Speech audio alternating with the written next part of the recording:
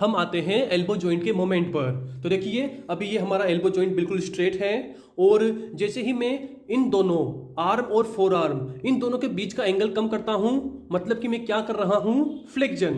And देखिए ये देखिए एंगल कम हो रहा है, कम हो रहा है, मतलब this is four arm, this is arm. And four arm और आर्म के बीच का एंगल अगर कम हो रहा है, कम हो रहा है, कम हो रहा है, मतलब this is flexion. And in दोनों के बीच का जो एंगल है वो बढ़ रहा है, इंक्रीज हो रहा है, यानी कि इंक्रीज हो गया, इंक्रीज हो गया, इंक्रीज हो गया। यानी कि अभी मैं क्या कर रहा हूं, this is extension, this is flexion, this is extension, this is flexion of elbow joint.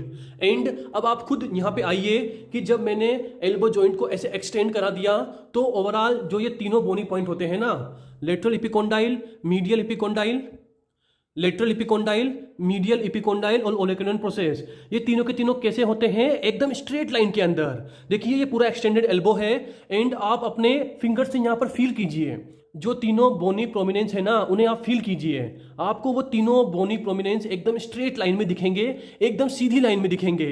And जैसे ही मैं एल्बो को फ्लेक्स करवाता हूं, फ्लेक्स मतलब कि एंगल कम करना है फोर आर्म और आर्म का, तो देखिए एंगल कम हुआ, कम हुआ, कम हुआ, कम हुआ।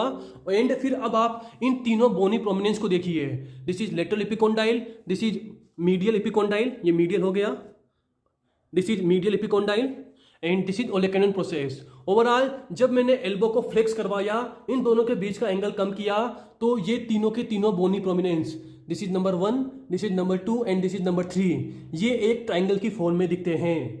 ओवरऑल पूरी बात क्या है कि जब मैंने फ्लेक्स कराया, दिस इज फ्लेक्स कंडीशन, तो ट्राइंगल की फॉर्म में दिखेंगे, और जब मैं एल्बो को एक्सटेंड कराऊंगा, एल्बो पूरा का पूरा सीधा करा दूंगा, तो ये तीनों बोनी पॉइंट स्ट्रेट लाइन में दिखते हैं। ओके,